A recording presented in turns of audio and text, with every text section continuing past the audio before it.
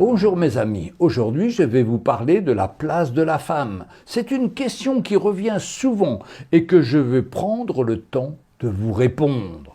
Aujourd'hui, un sujet qui m'a été très demandé et qui est très polémique à la fois, même dans les églises, et qui suscite beaucoup d'opinions différentes. C'est bien la place de la femme dans l'église, dans les familles et même dans la société, où l'on voit beaucoup de mouvements qui se lèvent pour l'égalité des femmes, et d'autres encore.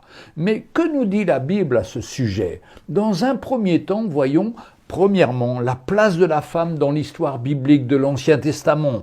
Puis deuxièmement, à la lumière du Messie Jésus, comment Jésus voyait la femme afin de poser une base. Et le troisième point, quelle est la place de la femme aujourd'hui? Est-ce qu'elle devrait prêcher? Est-elle l'égale de l'homme à tous les niveaux? Est-ce qu'une femme peut diriger une église? D'abord, allons voir ce que la Bible nous dit de la place de la femme depuis l'Ancien Testament jusqu'à la résurrection de Jésus pour nous aider à poser les bonnes bases. Dès que nous regardons l'histoire de la femme à travers les âges, nous voyons qu'elle a été souvent rejetée par les hommes, traitée comme étant inférieure. Elle lui devait totale soumission.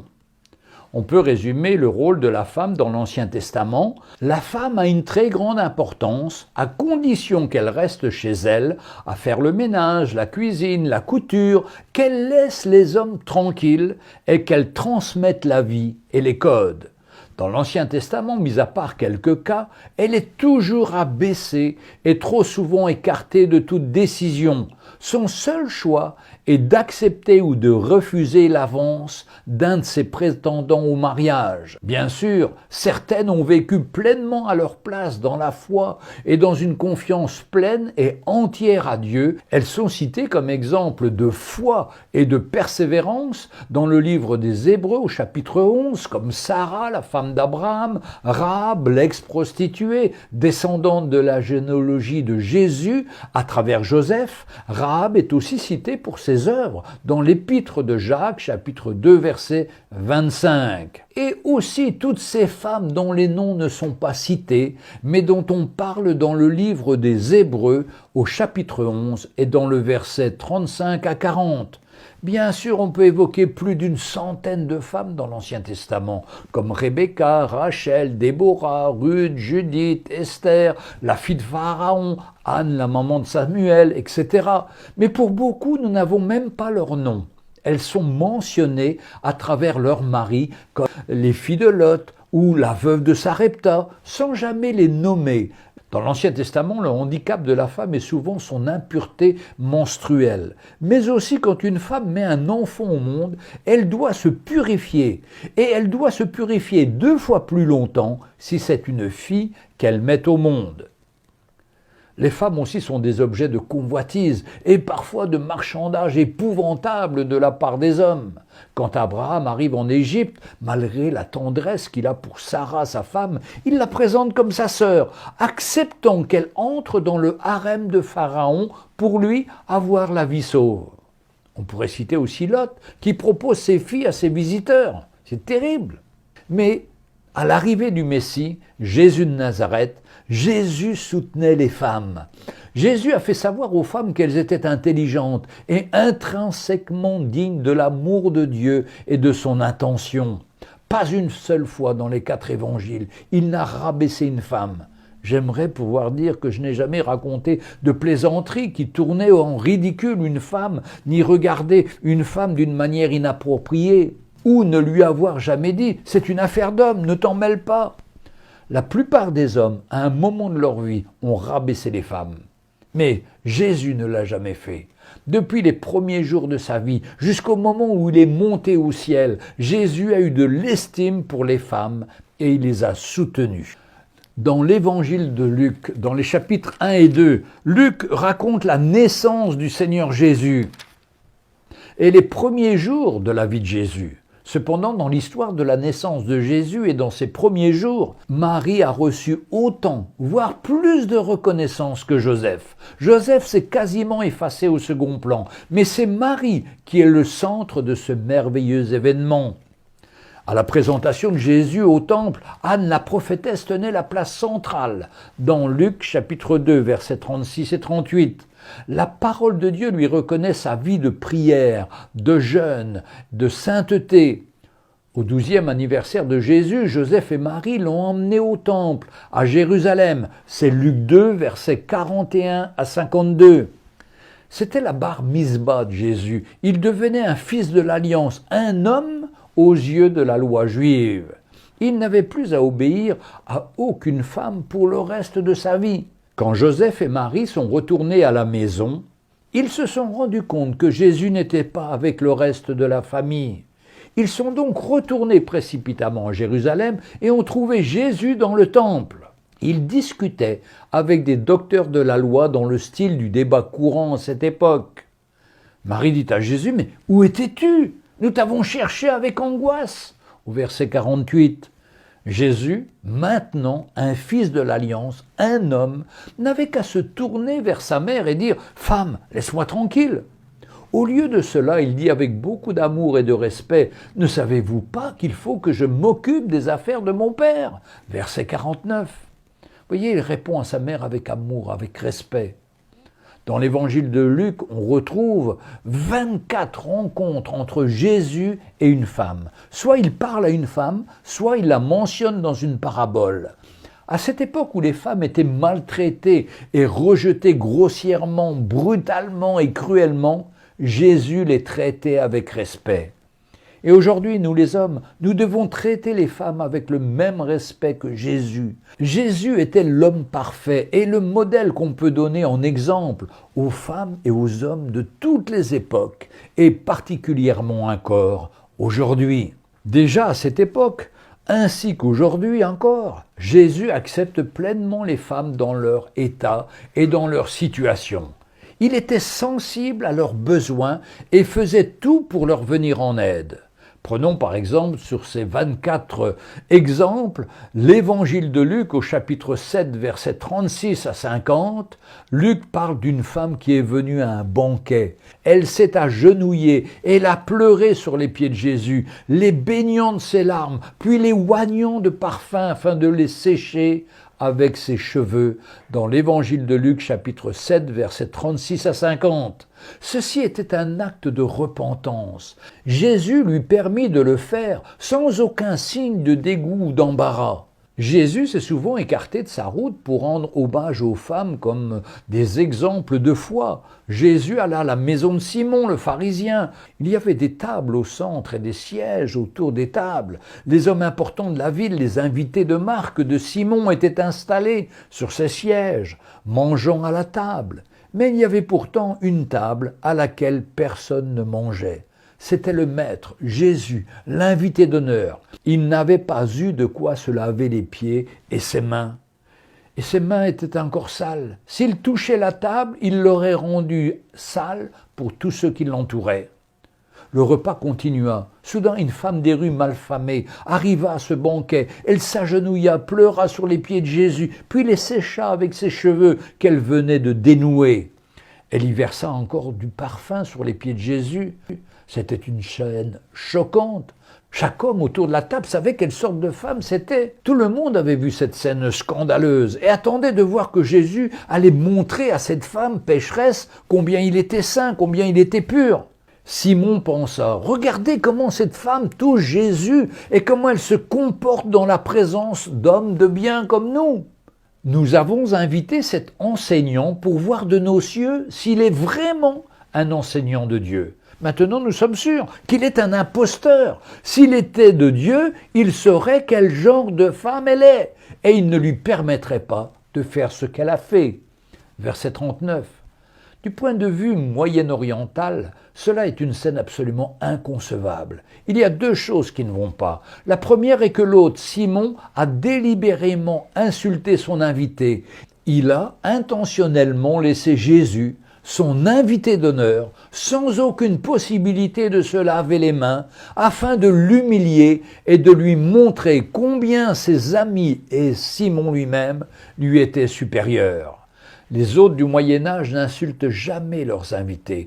Ils sortent tout ce qu'ils ont de mieux pour le partager avec leurs invités, même si ce n'est que du pain et de l'eau, et même si ça les laisse sans le sou. Simon avait fait ce que aucun hôte moyen-oriental ne ferait. Mais Jésus fit quelque chose dans ce passage qu'aucun des invités du Moyen-Orient ne fera non plus. Il critiqua son hôte. Jésus se leva, regarda la femme et parla à Simon. Jésus, tournant le dos à son hôte devant tous les hommes présents à ce banquet, regardant la femme avec compassion, Jésus fit des reproches à Simon en lui disant « Tu m'as traité avec mépris depuis que je suis rentré chez toi. Tu ne m'as pas envoyé de serviteur pour me laver les mains et les pieds. Tu ne m'as même pas donné d'eau pour que je lave mes mains et les pieds. » Mais cette femme n'a cessé de me laver les pieds avec ses larmes. Depuis le moment où elle est entrée, elle a fait ce que tu auras dû faire. Et elle, et non pas toi, repartira justifiée. Luc chapitre 7, versets 44 à 50. Regardons aussi l'équipe de femmes qui accompagnait Jésus. Autant que je sache, aucun rabbin du temps de Jésus ne comptait de femmes au nombre de ses disciples. Mais Luc dit que Jésus incluait les femmes dans le cercle de ceux qui le suivaient, même des femmes de milieux plus que douteux. Dans Luc chapitre 8, versets 2 et 3, les 12 étaient avec lui et quelques femmes qui avaient été guéries d'esprits malins et de maladies. Marie de Magdala, de laquelle étaient sortis 7 démons, Jeanne, femme de Chouza, intendant d'Hérode, Suzanne et plusieurs autres qui l'assistaient de leurs biens. Oui, Jésus était sensible à leurs besoins. Jésus était sensible aux handicaps sociaux et religieux que devaient surmonter les femmes, et il a soulagé leur fardeau. Il était compatissant et attentionné. Un jour, Jésus rendit visite à Pierre, chez lui, dans sa maison, et la belle-mère de Pierre était malade. Au Moyen-Orient, même si une femme de la maison est malade, elle doit se lever pour prendre soin de l'autre. Jésus, bien sûr, n'était pas un hôte ordinaire. Il était un rabbin, un enseignant de la loi de Dieu. Il était en droit d'entrer dans une maison et de s'asseoir et demander où est mon thé. Mais il ne l'a pas fait. Jésus a refusé d'exercer son privilège. Au lieu de cela, il allait voir la belle-mère de Pierre et lui imposa les mains. Il refusa qu'elle le serve tant que lui-même ne l'avait pas servi. Une autre fois, Jésus ramena à la vie le fils de la veuve de Naïm. C'est dans Luc 7, versets 11 à 17. La position des veuves dans la culture moyenne-orientale est tragique si elles n'ont pas de parents masculins pour prendre soin d'elles. Alors que Jésus regardait cette procession d'enterrement, il vit les quelques porteurs du cercueil et cette femme seule marchant derrière. Il comprit qu'il n'y avait pas d'autre homme dans sa parenté pour prendre soin de cette femme. Par compassion pour cette pauvre femme, Jésus s'approcha, toucha le jeune homme et le ramena à la vie. De façon plus marquée encore, nous voyons Jésus s'opposant aux préjugés et aux abus de la religion organisée envers les femmes. Dans cette partie du monde, de tels comportements peuvent être dangereux. Dans Luc chapitre 20, Jésus défendait les veuves contre la cupidité des pharisiens. Nous devons honorer toutes les femmes avec le même amour et le même respect que Jésus leur manifestait. Regardons Luc 13, versets 10 à 17. Jésus, à ce temps-là, était en train de prêcher dans une synagogue et il parlait avec les hommes. Et tout d'un coup, il voit au loin une femme qui marche, mais le dos courbé. Et donc, il appelle cette femme. Il a fait 5 choses qui étaient étonnantes dans la mesure où cela tranchait avec le moule culturel de cette époque. D'abord, il appela cette femme depuis l'endroit où il se trouvait, au fond de la pièce, au fond de la synagogue. Une synagogue, c'était 20 mètres de large, 40 de long. Et il la voit de loin, il l'appelle et lui demande de venir sur le devant, vers l'emplacement des hommes, où étaient réunis tous ces docteurs de la loi. Il interrompit l'enseignement de la parole de Dieu, le moment le plus sacré dans la vie juive, pour s'occuper d'une femme. Deuxièmement, Jésus fit une entorse à sa culture pour lui parler devant tous les pharisiens, donnant l'importance à cette femme. Jésus fit une troisième entorse à sa culture. Il imposa les mains à cette femme. Il ne fallait absolument pas toucher une femme, surtout dans le temple. Quatrième point, Jésus affirmait sa valeur dans la société. Ces hommes dans la synagogue pensaient probablement « Que fait-elle ici? Que fait-il? Il la touche. Regardez ce qui est fait dans le lieu saint de Dieu. » Jésus connaissait leur cœur et leur dit « Est-ce que chacun de vous, le jour du sabbat, ne détache pas de la crèche son bœuf ou son âne pour le mener boire ?» Luc 13, verset 15. Tous savaient qu'ils transgressaient le sabbat en donnant à boire à leurs bêtes. Jésus continua. Cette femme a plus de valeur qu'aucun de vos animaux. Cette femme n'est pas un animal, elle est une fille d'Abraham. Luc 13, verset 7. Et en disant ces mots, il la restera dans une bonne posture. Cet épisode est particulièrement important car Jésus a volontairement risqué sa vie pour une femme. Il a humilié ses opposants dans leur propre synagogue en exerçant un ministère de sensibilité, de gentillesse et de pitié envers une femme. C'est pour cet acte de gentillesse et d'amour divin et pour beaucoup d'autres choses de ce genre que ces hommes l'ont envoyé à la croix. Dans l'évangile de Jean au chapitre 21, Jésus et ses disciples étaient dans le temple. Les disciples regardaient les gens riches déposer leurs sacs d'or dans le tronc. Soudain, Jésus dit « Avez-vous vu ça ?» Ils demandèrent « Quoi ? Y a-t-il eu un gros sac plein d'argent que nous avons manqué ?» Jésus répondit « Non, non. Avez-vous vu cette pauvre veuve ?» Les disciples répondirent « Oui, nous l'avons vue. Elle a seulement mis dans l'offrande 2 petites pièces. » Jésus leur dit « Vous ne comprenez pas, vous n'avez pas vraiment saisi, n'est-ce pas ? Les autres ont donné de leur superflu, mais elle a donné de tout ce qu'elle avait. » Une veuve anonyme est devenue un exemple de la générosité que Dieu attend de chacun d'entre nous. Voyez Jésus qui, au contraire de certains comportements de son époque, Jésus n'exploite jamais les femmes. Il est celui qui ose parler ouvertement avec une femme au bord d'un puits. Dans Jean 4, il est allé à l'encontre de toutes les normes de sa culture en faisant cela. Et pourtant, la femme, même quand elle a été démasquée pour ce qu'elle était, une femme aux multiples mariages et une vie sordide, n'a jamais été menacée. Jésus ne l'a jamais humiliée, il l'a simplement sortie de sa souillure et l'a simplement revêtue de la justice de son Père céleste. Vous voyez cette femme, c'est cette femme samaritaine au bord du puits. Les disciples de Jésus revinrent au puits et trouvèrent leur honorable maître parlant avec cette femme. Toutefois, aucun ne dit « Que demandes-tu » ou « De quoi parles-tu avec elle ?» Dans la traduction La Colombe. Pourquoi ont-ils posé ces questions?